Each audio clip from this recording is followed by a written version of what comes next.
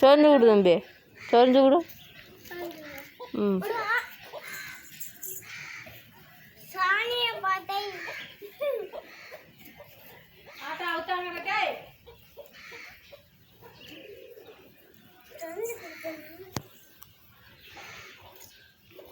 ஒரு ஓரம் என்று சொரிஞ்சு விடுங்க, அப்போ தானே அப்பாவுக்கு தெரியும்.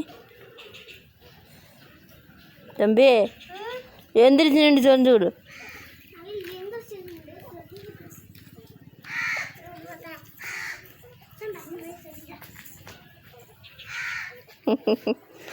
அது நிமிர்ந்துருக்குறான ஒரு மாடு.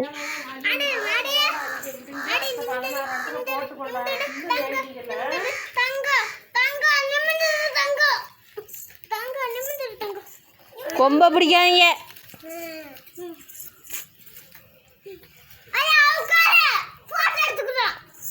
போட்டோ எடுக்கிறேன்.